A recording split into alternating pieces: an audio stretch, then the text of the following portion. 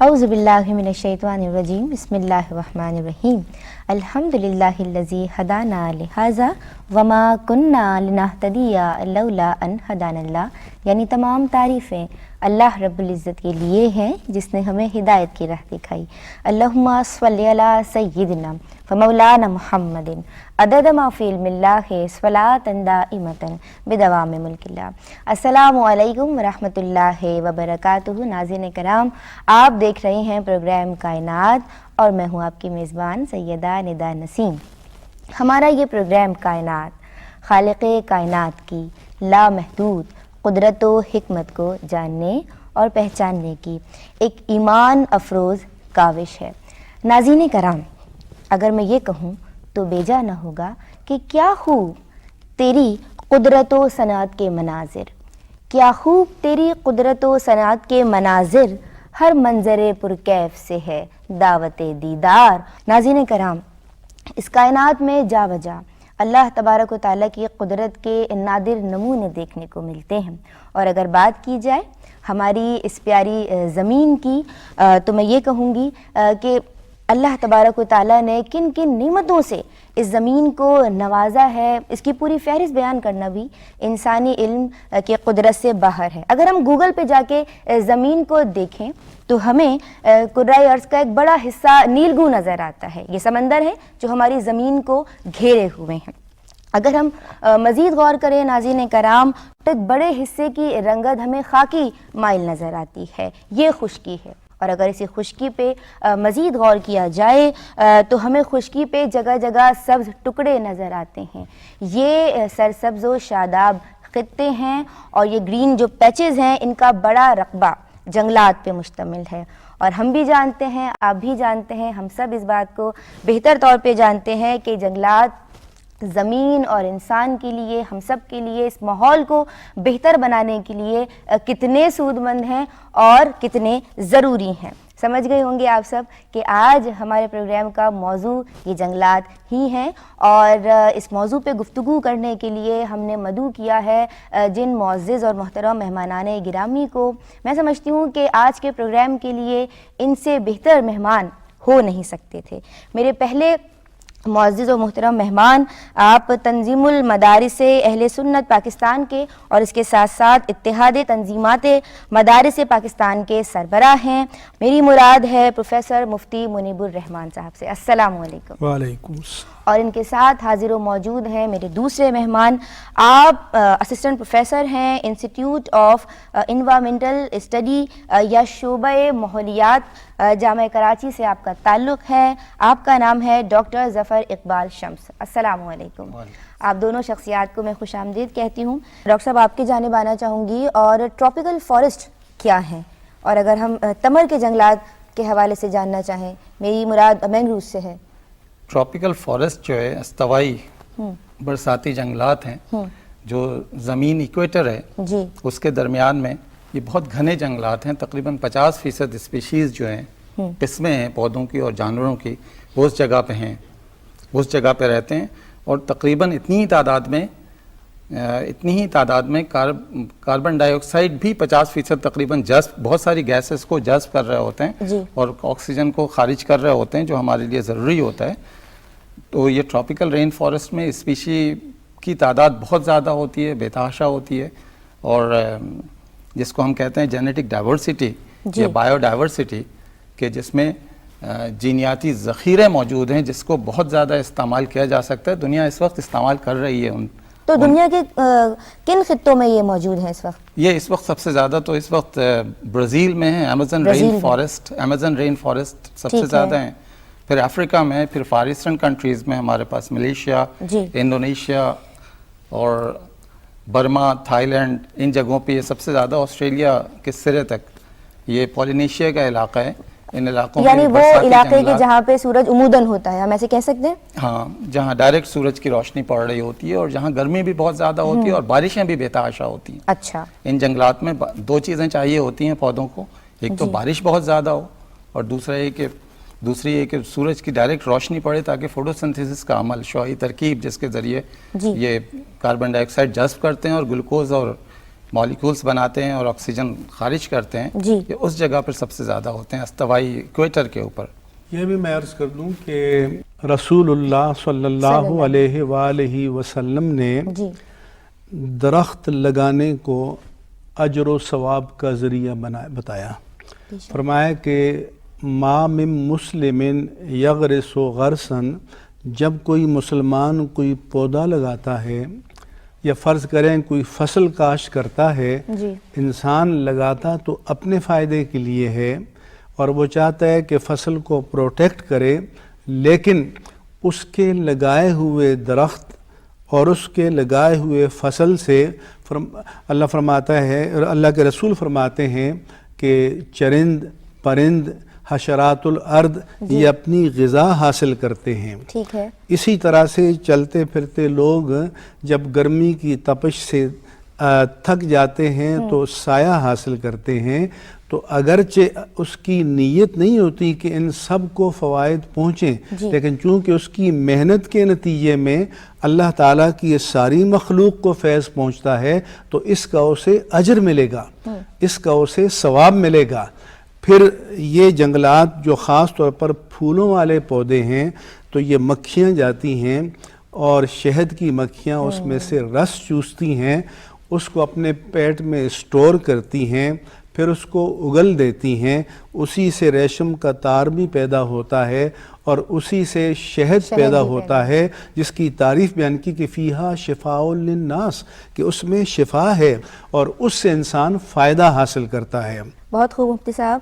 Doctor साहब, अगर पाकिस्तान में देखा जाए तो जदीद जो रिसर्च है उसके मुताबिक 2.2 गालिबन हिस्से पर फ़ीसद रकबे पर जंगलात इस वक्त मौजूद हैं, तो कुर्राए अर्ज़ पर जंगलात तेज़ी से ख़त्म हो रहे हैं, क्या कहना है? अर्ज़ पर जंगलात तेज़ी से ख़त्म हो रहे हैं, लेकिन बहुत सारे मुल्कों में ये शऊर, जैसे मुफ्ती साहब ने कहा कि बहुत सारे जो तरक्की याफ्ता ममालिक हैं वहाँ रीफॉरेस्टेशन हो रही है, यानी जंगलात लगाए जा रहे हैं, दोबारा से लगाए जा रहे हैं। और इस वक्त दुनिया में बहुत सारे मुल्कों में, अगर यूनाइटेड नेशन की अगर रिपोर्ट देखें तो बहुत सारे मुल्कों में जंगलात में इजाफा हो रहा है, और हमारे यहाँ 2.25% के हिसाब से डिफॉरेस्टेशन हो रही है, यानी जंगलात में कमी हो रही है। इसी वजह से अगर आप देखें तो 20 साल पहले पाकिस्तान के कुल रकबे का 3.5% जंगलात पे मुश्तमिल था। इस वक्त सूरत हाल ये है कि 2.25% रकबे पर जंगलात हैं। आपने हमें ट्रॉपिकल फॉरेस्ट के हवाले से तो बताया, मैं ये जानना चाहूँगी, बल्कि मैंने सवाल किया भी था आपसे, तवर के जंगलात के हवाले से बताइए, मैंग्रोव्स के हवाले से। मैंग्रोव्स भी ट्रॉपिकल रेन फॉरेस्ट के करीब होते हैं, ट्रॉपिकल एरियाज़ में होते हैं, ये इक्वेटर पे होते हैं जहाँ गर्मी की शिद्दत होती है और जहाँ पर पानी बहुत ज़्यादा होता है। ये समंदरी कोस्टल एरियाज़ में होते हैं जी। पूरी दुनिया में तकरीबन 80-85 के करीब स्पीशीज़ हैं, हमारे यहाँ भी 3 स्पीशीज़ हैं इनकी पाकिस्तान के कोस्ट में जी। और ये भी ट्रॉपिकल रेन फॉरेस्ट के बाद दूसरे बड़े घने जंगलात हैं। अच्छा, यानी इन टर्म्स ऑफ प्रोडक्टिविटी हम अगर बात करते हैं पैदावारियत के हिसाब से, कि दुनिया में दूसरी बड़ी पैदावारियत जो है ट्रॉपिकल रेन फॉरेस्ट की है। अच्छा, ये तमर के जंगलात जो हैं वो दूसरे बड़े उस पे आते हैं, ट्रॉपिकल रेन फॉरेस्ट के बाद, ठीक है, दूसरे नंबर पे आते हैं इस वक्त जी। तो ये बताइएगा कि क्या इनके लिए समुद्री पानी का होना जरूरी है? समुद्री पानी का होना भी और फ्रेश वाटर का भी होना जरूरी है, फ्रेश वाटर का होना जरूरी, दोनों चीजें के होना जरूरी है।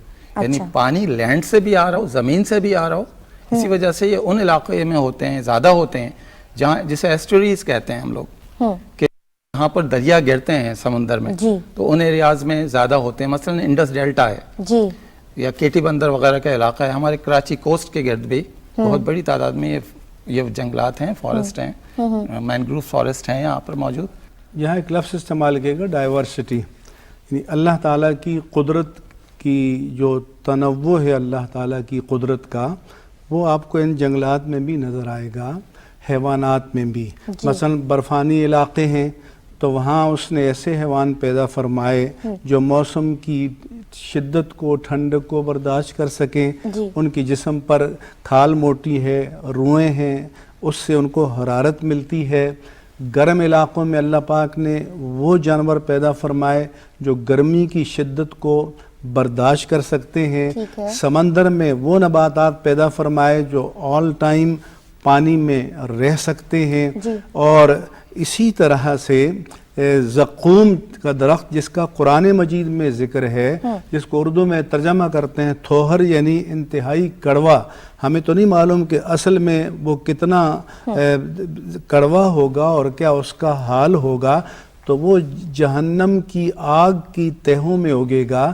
تو اس کا مطلب یہ ہے کہ وہ اس میں، جیسے ہمارے ہاں ہوتا ہے کہ فلاں دھات جو ہے وہ اتنی ڈگری ہیٹ میں پگھل جاتی ہیں، فلاں اتنی میں پگھل جاتی ہے، تو شاید اللہ تبارک و تعالی وہاں ایسا درخت پیدا کرے گا کہ جو جہنم کی ایکسٹرا آرڈینری ہیٹ میں بھی وہ رہے گا اور وہ نشو و نما پائے گا، اور اس میں اتنی کڑوا پن ہوگا جو عذاب کی صورت بن جائے گا، اور جہنمیوں کے لیے اس کے علاوہ کوئی اور خوراک نہیں ہوگی.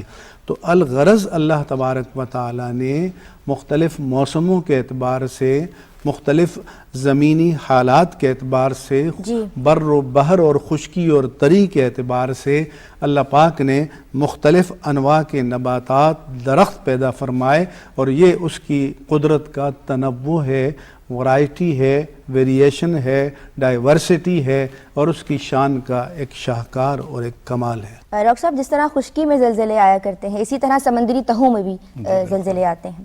تو یہ جو سونامی ہے اور اس طرح کے جو زلزلے آ رہے ہیں، تو اب یہ جو تمر کے جنگلات ہیں، یہ کیا بیریئر کا کام کرتے ہیں ان کے لیے؟ یہ بیریئر کا کام کرتے ہیں. اور جو سونامی آیا تھا 4-5 سال پہلے فار ایسٹ میں، وہاں پر یہ ہم نے دیکھا کہ کیجولٹیز وہاں بہت کم ہوئی ہیں جہاں تمر کے جنگلات، مینگروز فارسٹ تھے، اور جن علاقوں میں نہیں تھے اور جہاں کٹے ہوئے تھے یہ سارے، وہاں کیجولٹیز زیادہ تھیں، وہاں کیجولٹیز ڈیتھ بہت ہیں، تھاؤزنڈس میں ہوئی ہیں. اچھا. بس کہ بعض جگہوں پہ تو ہم نے یہ دیکھا ہے 10, 12, 15 مینگرووز کی وجہ سے کیجولٹیز ہوئی، اس سے زیادہ نہیں ہوئی.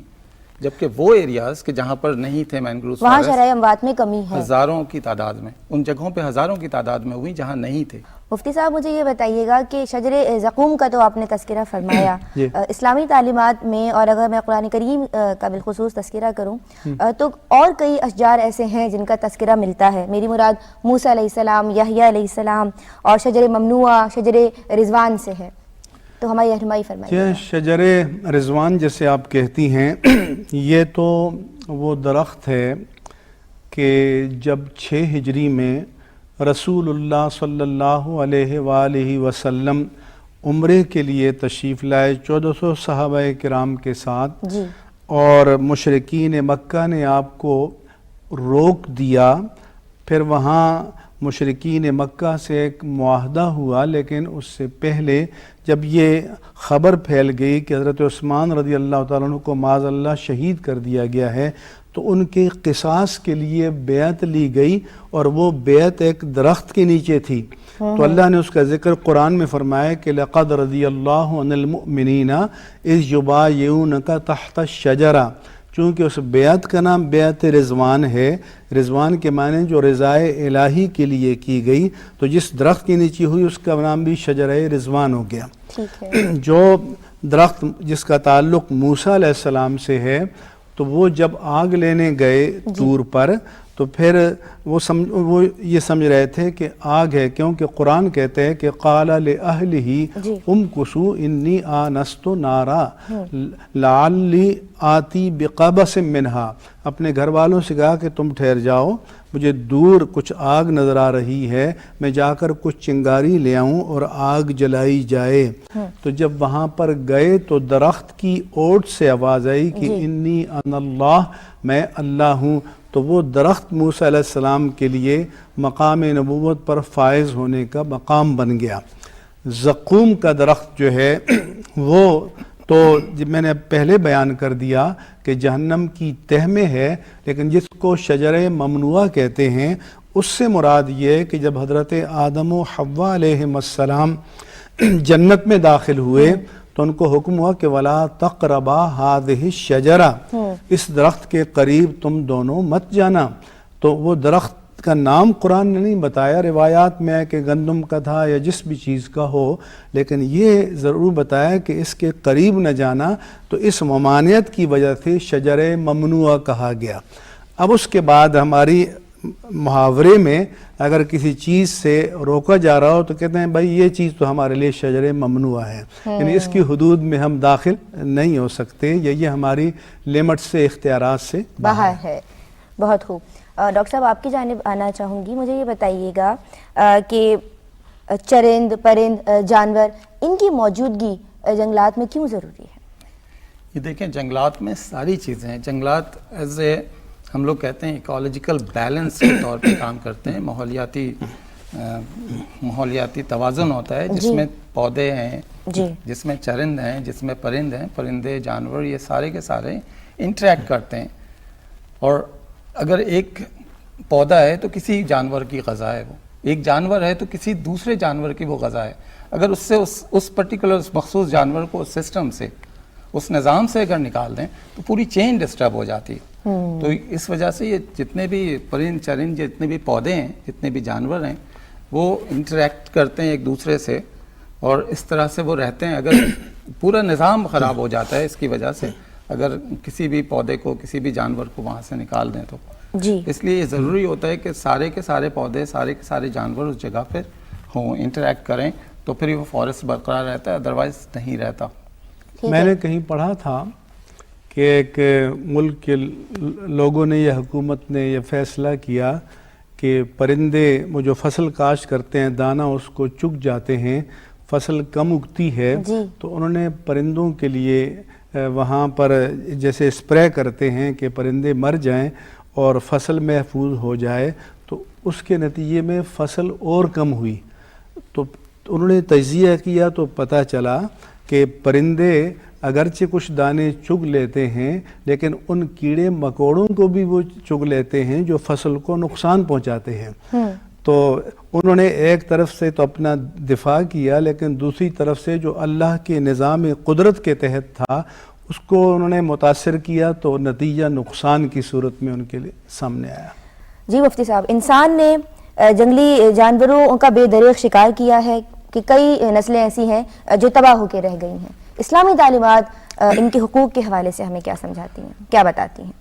اسلام تو حیات کا تحفظ چاہتا ہے, جی, لہٰذا موذی جانور کو جس سے انسان کو خطرہ ہو جی, اسے تو قتل کرنے کا, مارنے کا حکم یا اجازت ہے, لیکن جو انسان کے لیے مضر نہ ہو, نقصان نہ پہنچائے, تو بلا وجہ اس کی حیات کو تلف کرنے کی اجازت نہیں ہے.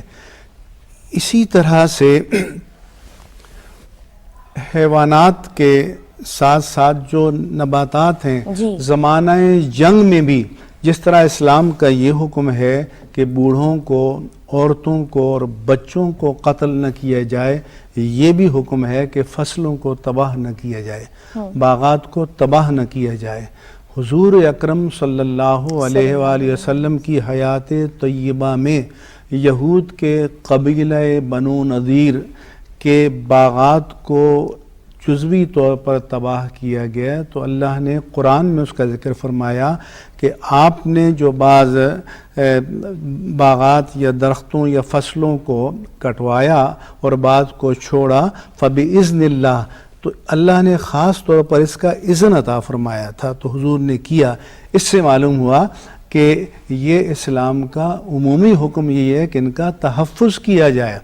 اور اسی لیے حرمین طیبین میں درختوں کو کاٹنے کی اجازت نہیں تھی اور شکار کی اجازت نہیں تھی. تو اسلام تحفظ چاہتا ہے, صرف اس چیز کو اسلام ختم کرنے کی اجازت دیتا ہے جو حیات انسانی کے لیے نقصان دہ ہو, یا اس کو انسان جانور کو ذبح کرنے کی اجازت دیتا ہے کہ جو انسان کی خوراک کے لیے اور بقا کے لیے ضروری ہو. میں بہت مشکور و ممنون ہوں آپ دونوں شخصیات کی کہ آج آپ دونوں کے اتنے مدلل جوابات ہمیں ملے کہ ہمارے اذہان کے تمام تاریک گوشے روشن ہو گئے. بہت شکریہ آپ دونوں شخصیات کی آمد کا. جی ناظرین کرام, اسی کے ساتھ ندا نسیم کو پروگرام کائنات کے آج کے ایپیسوڈ سے اجازت دیجیے, لیکن چلتے چلتے بس اتنا ہی کہنا چاہوں گی کہ یہ جنگلات ہماری زمین کا حسن ہے, ہماری زمین کا لباس ہے اور زمین کا زیور بھی ہیں. تو جب یہ زیور ہیں, ہماری زمین کے ماتھے کا جھومر ہیں, تو ہم اس کی حفاظت کیوں نہیں کر رہے؟ درخت لگانا صدقہ جاریہ بھی ہے. آپ صلی اللہ علیہ وآلہ وسلم سے جڑے واقعات بھی ہم نے سنے کہ کس طرح سے آپ صلی اللہ علیہ وآلہ وسلم نے درخت لگائے بھی ہیں اور درخت لگانے کا حکم بھی دیا ہے۔ پھر ہم نے ان اشجار کے بارے میں بھی آج جانا کہ جن کا قرآن مجید میں تذکرہ ہے، تو پھر کیوں ہم ان سے پیار کیوں نہیں کرتے؟ جب اسلام ہمیں ان تمام باتوں کا درس دیتا ہے اور ہم یہ بھی جانتے ہیں کہ صرف ایک نسل پودا لگاتی ہے اور اس کے بعد آنے والی نسل وہ بھی ایک ہی ہوتی ہے جو کہ اس کی نشو و نما کرتی ہے، اور پھر باقی کی تمام نسلیں اسے ایک درخت سے فیضیاب ہوتی ہیں، تو ہمیں اپنے لیے، اپنے پیاروں کے لیے، اس ارض پاک کے لیے، اس کے ماحول کو بہتر بنانے کے لیے جنگلات کی تعداد میں اضافہ کرنا ہے اور کرنا ہوگا۔ اور میں بالکل نہیں بھولوں گی اور آپ بھی نہیں بھولیے پروفیسر متھائی جیسی شخصیات کو جو کہتے ہیں کہ اگر 1 ارب درخت لگانے میں ہم کامیاب ہو جائیں تو گلوبل وارمنگ کے چیلنج کا مقابلہ کیا جا سکتا ہے۔ رضا نسیم کو اجازت دیجیے، درخت لگائیے، اسکول ڈرائرز کے ماحول کو بہتر بنائیے۔ فی امان اللہ۔